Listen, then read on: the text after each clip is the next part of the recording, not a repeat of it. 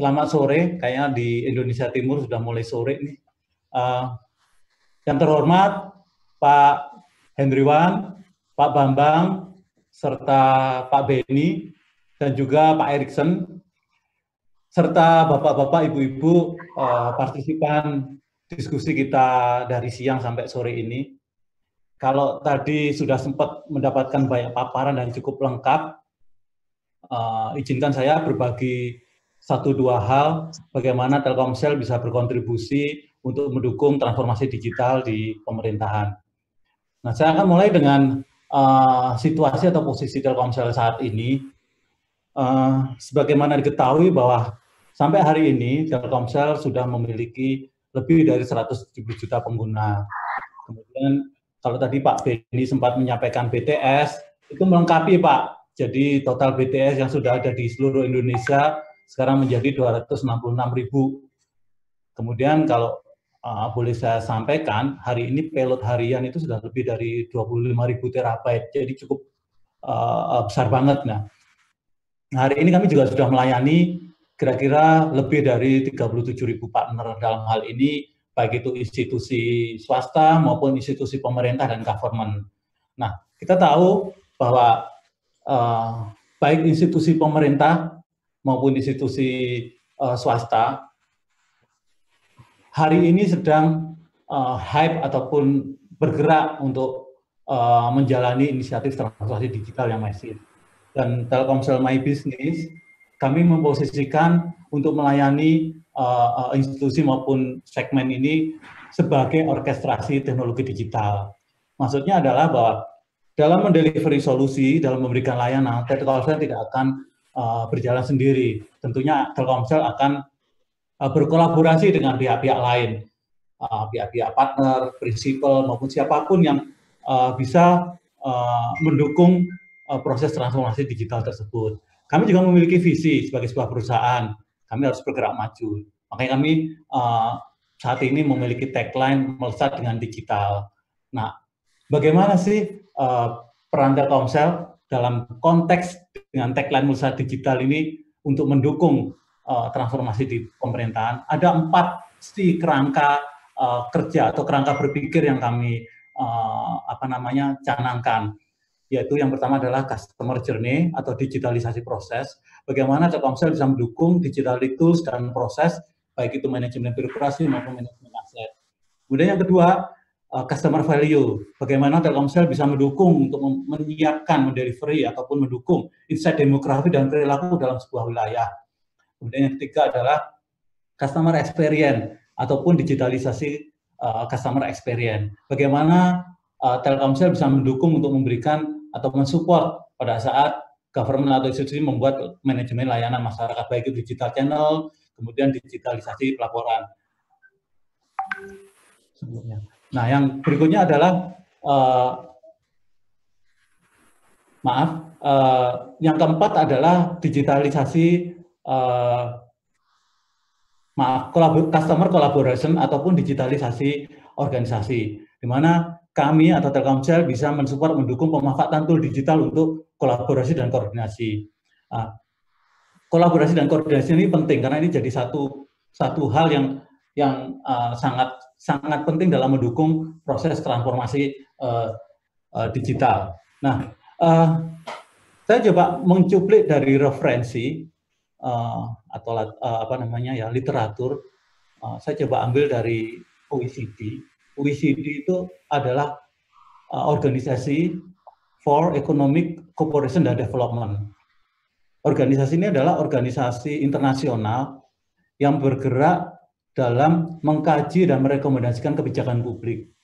Jadi dari organisasi tersebut memaparkan ada proses transformasi pemerintah digital itu dibagi dalam 3 tahap. Yang pertama adalah satu, pemerintahan analog, mungkin tadi juga sempat disampaikan, saya ingin merefresh. Jadi biasanya pemerintahan analog ini adalah prosedurnya analog, operasinya tertutup. Biasanya kalau kita yang kita dapatkan dalam kondisi real ataupun implementasinya adalah kita bisa mengunduh PDF form yang di website, kemudian kita isi dan kita kirimnya lewat email.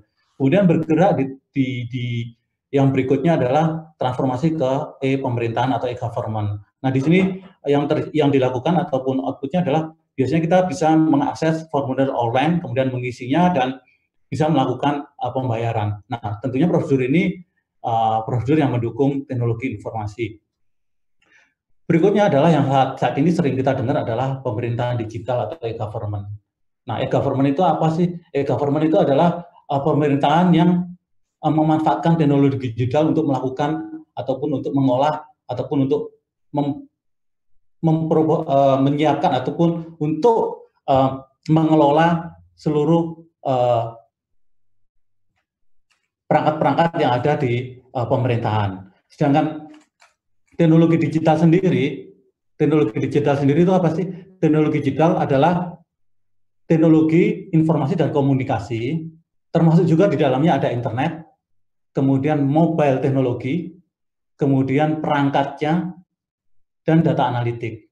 Yang tentunya teknologi ini digunakan untuk mengelola konten digital, yang termasuk di dalamnya aplikasi dan service. Nah, dan dengan teknologi digital ini tentunya diharapkan bahwa output yang didapatkan atau output yang diberikan dengan penerapan teknologi digital adalah pelayanan publik yang lebih bagus. Artinya di sini bahwa pemerintah itu berkolaborasi baik itu dengan instansi yang lain seperti pemerintah daerah dengan pemerintah pusat dan juga dengan institusi swasta untuk membangun sebuah ekosistem digital. Nah, salah satu konteks kolaborasi dan digital yang Telkomsel hari ini bisa ikut berkontribusi di dalam forum diskusi siang ini, saya tidak akan memberikan banyak karena kita bicara digital teknologi itu sesuatu yang bisa luas banget.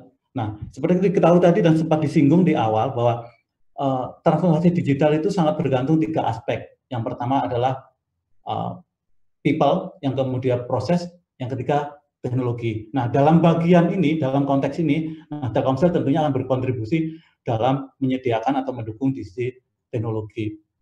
Nah, salah satu hal yang saat ini jadi concern adalah bagaimana kita bisa membantu mendukung untuk peningkatan pendapatan daerah. Ada regulasi atau kondisi ideal bagi digital government. Yang pertama tentunya adalah yang sebagai basicnya adalah strategi TIK-nya sendiri, kemudian yang kedua adalah strategi digitalnya, dan yang ketiga adalah ETP atau elektronisasi transaksi pemerintahan yang tadi sempat disampaikan bapak-bapak narasumber yang lain. ETP ya kita sudah tahu hari ini implementasi elektronik atau pembayaran elektronik yang sudah masif, ada link aja, kemudian ada QRS yang sudah diinisiasi Bank Indonesia. Nah, regulasi pendukungnya ada 3 dan saya yakin bapak-bapak tadi beliau-beliau sudah menyampaikan secara gamblang regulasi yang mendukung bagaimana digital pemerintahan atau pemerintah digital ini akan sangat menjadi pendorong. Yang terakhir adalah bagaimana pada bulan Februari yang lalu sudah ditandatangani MOU antara kementerian dan lembaga negara, dalam hal ini Bank Indonesia, kemudian Menkominfo, kemudian Menteri Keuangan, bahwa penerapan ETP itu menjadi sesuatu, satunya lagi adalah Kementerian Dalam Negeri, bahwa penerapan ETP itu menjadi suatu hal yang didorong oleh pemerintah. Nah, dalam hal ini bagaimana Telkomsel bisa mendukung, mensupport penerapannya? Bahwa kita tahu hari ini terhadap pendapatan pemerintah daerah ada beberapa hal yang melatar belakangi atau yang harus kita konsider. Yang pertama adalah pemerintah ingin mendapatkan atau menaikkan pendapatan daerah, kemudian pemerintah ingin meningkatkan pertumbuhan ekonomi, dan kita tahu berdasarkan informasi di media elektronik maupun media cetak disampaikan bahwa masih banyak wajib pajak yang belum memenuhi kewajiban. Dan yang terakhir adalah transparansi yang masih rendah wajib pajak dalam membayar pajak. Hal-hal ini yang menjadi referensi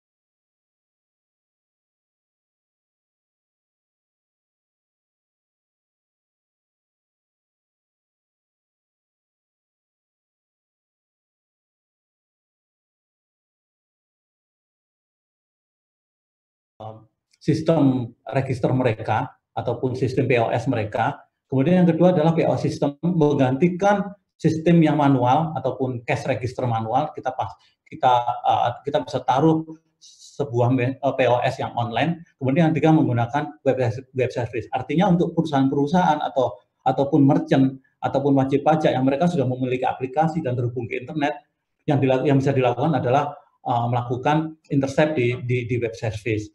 Nah, netizen atau masyarakat sebenarnya bisa mengambil data dari data center, masyarakat memantau, melaporkan, dan mengoperasi dan melakukan pembayaran. Dari sistem yang terintegrasi ini, pemerintah bisa mendapatkan informasi, kemudian bisa menyiapkan dashboard ataupun bisa memonitor semua transaksi yang ada. Nah, bagaimana sih bisnis modelnya biasanya? Bisnis modelnya tentunya ada beberapa stakeholder ataupun pihak yang terkait dalam penyediaan ataupun dalam proses smart tech ini. Yang pertama adalah tentunya masyarakat sendiri, kemudian yang kedua wajib pajak, di mana wajib pajak juga bisa memonitor secara online, kemudian bisa melaporkan secara online. Kemudian yang ketiga adalah ada bank, di mana bank ini sebagai perantara antara wajib pajak untuk mengkolek pendapatannya, di mana manfaat buat bank adalah peningkatan endapan dana. Kemudian yang berikutnya adalah pemerintah daerah sendiri, karena pemerintah daerah bisa secara online monitoring secara langsung berapa sih penerimaan pajak. Nah, terakhir berdasarkan paparan pada saat MOU yang tadi saya sebutkan, dalam hal ini Gubernur BI menyampaikan bahwa pemerintah daerah yang sudah menerapkan smart tax ini, pendapatan daerahnya bisa bertumbuh berkali-kali lipat, bahkan beliau juga mencapai ada yang lebih dari 5 kali lipat. Dan kita juga mendapatkan data di tahun 2018 sampai 2019 pertumbuhannya bisa 14%. Dan saat ini sudah ada lebih dari 40 pemerintah daerah yang mengimplementasikan solusi ini. Nah, yang berikutnya saya coba akan share bagaimana kita bisa mensupport atau mendukung sistem informasi dan pengelolaan sumber daya manusia yang berbasis mobile. Kurang lebihnya adalah seperti yang disampaikan atau di-share Pak Beni tadi. Yang hari ini jamak kita hadapi adalah satu, bahwa produktivitas pegawai itu menjadi salah satu faktor yang berpengaruh pada kemajuan suatu pemerintah daerah. Kemudian yang kedua, hari ini ada absensi manual, kemudian mesin absensi analog atau fingerprint yang tersebar di beberapa lokasi dinas. Itu menjadi tantangan tersendiri bagi kepegawaian untuk mengelolanya. Pertama, kita sudah takut untuk memanfaatkan jari kita tempelkan di fingerprint karena isu COVID. Kemudian yang kedua, bisa saja kita sebagai kepegawai itu kadang pagi berangkat itu tidak langsung ke kantor, ataupun kita bisa langsung ke lapangan. Nah, kondisi-kondisi ini yang menjadi tantangan. Nah, bagaimana kita mensolusikan? Nah, ada juga yang mereka memanfaatkan, bahkan masih ada hari ini yang menggunakan sistem absensi yang sangat manual menggunakan Excel. Nah, solusi dari Telkomsel yang bisa diimplementasikan adalah Human Cloud. Human Cloud adalah aplikasi Human Resource Information System yang mendukung Human Resource Development ataupun kepegawaian untuk mengelola aktivitas pegawai di suatu instansi. Jadi seperti tadi, sebenarnya sudah cukup panjang lebar tadi di-share sama atau disampaikan oleh Pak Beni. Saya mereview bahwa dalam konteks mendukung ataupun mengelola produktivitas pegawai, dalam solusi ini ada dua hal yang mungkin saya semarikan dari apa yang disampaikan Pak Beni tadi. Yang pertama adalah geotagging, atau kita sebut sebagai flexible office. Artinya apa? Di titik manapun sebenarnya pegawai itu bisa absen, bisa melakukan absensi. Misalnya contohnya, karena di sebuah pemerintah daerah, belum tentu semua pegawai itu akan bekerja di dalam gedung. Banyak juga yang bekerja di luar ataupun di luar gedung ataupun di lapangan, seperti Satpol PP, Dinas Pertamanan, kemudian mereka yang dinas di puskesmas, rumah sakit. Artinya mereka tidak perlu lagi untuk datang ke kantor untuk melakukan absensi. Mereka cukup bisa melakukan absensi di lokasi di mana mereka bisa memulai kerja. Kemudian yang kedua, ada geofencing atau multi office. Artinya bahwa kantor-kantor atau building-building atau gedung-gedung yang sudah kita istilahnya kalau orang bilang itu ditandai atau sudah ditetapkan bahwa itu sebagai kantor, sebagai lokasi tempat kita bekerja, di mana kita melakukan check-in ataupun melakukan absensi di lokasi tersebut, kita sudah dianggap melakukan absensi. Dan variabelnya adalah, atau fleksibilitasnya adalah, kita bisa saja melakukan absen jam 9, kemudian kita melakukan break jam 11, kemudian jam 12 kita masuk lagi, jam 14 kita check out. Jadi ini fleksibilitasnya. Nah, fitur layanan dari Human Cloud ini ada 11 fitur layanan. Jadi manfaat atau fiturnya adalah ada alur approval sesuai kebutuhan. Biasanya pada saat kita mengajukan dinas, mengajukan absen, itu ada approval yang berjenjang dari supervisor atau dari atasan kita.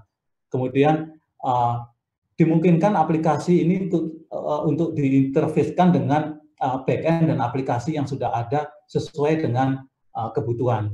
Kemudian ada report yang bisa dibuat sesuai dengan kebutuhan. Nah, dengan solusi ini harapannya adalah setiap pegawai ataupun karyawan itu bisa tetap terhubung dan produktif dalam segala situasi. Jadi artinya dengan pemanfaatan teknologi digital, pemerintah daerah bisa lebih efisien dan produktif dalam mengelola pegawainya, mulai dari pelaksanaan dinas sampai dengan digitalisasi pemerintah. Jadi tidak perlu lagi membuat surat tertulis, cukup dengan tools dari handphone, surat perintah itu sudah bisa dibuat, termasuk juga surat dan laporan perjalanan. Artinya pada saat membuat perjalanan, ada membuat pekerjaan di luar kantor, itu bisa langsung dilakukan dengan memanfaatkan teknologi mobile ini. 3 hal yang menjadi kunci dari implementasi Human Cloud ini adalah bahwa dashboard atau laporan kepegawaian, laporan kepegawaian komprehensif dari seluruh dinas. Artinya bisa dikompel, karena kita tahu bahwa biasanya dinas-dinas itu membuat laporan tersendiri-sendiri karena terpisah-pisah. Dengan sistem Human Cloud ini sudah terintegrasi, jadi satu kesatuan. Kemudian instant announcement, artinya apa? Pada saat ada permintaan dinas, permintaan leave, permintaan cuti, requirement apapun dari karyawan atau dari pegawai, itu langsung bisa ditindaklanjuti oleh atasan. Jadi itu menjadi sesuatu yang sangat efisien. Dan yang ketiga, rekaman data yang real time, kemudian data history data yang juga reliable, karena semuanya disimpan. Jadi seperti tadi Pak Beni sempat sampaikan bahwa kita absen sendiri, kita bisa ukur juga berapa saya sudah melakukan jam kerja saya, berapa lama saya sudah melakukan lembur. Nah, semuanya bisa transparan, baik itu pegawai itu sendiri maupun di bagian kepegawaian monitor. Jadi mengurangi dan meminalkan dispute yang ada. Saya kira demikian, Bapak-bapak, Ibu-ibu, paparan yang bisa sampaikan sekilas. Jika memang ada hal-hal yang lebih detail nanti yang bisa kita diskusikan, silakan. Kami juga ada AM, account manager yang tersebar di seluruh daerah Indonesia. Mungkin bisa menjadi jembatan kita untuk mendiskusikan lebih jauh. Terima kasih. Wassalamualaikum warahmatullahi wabarakatuh.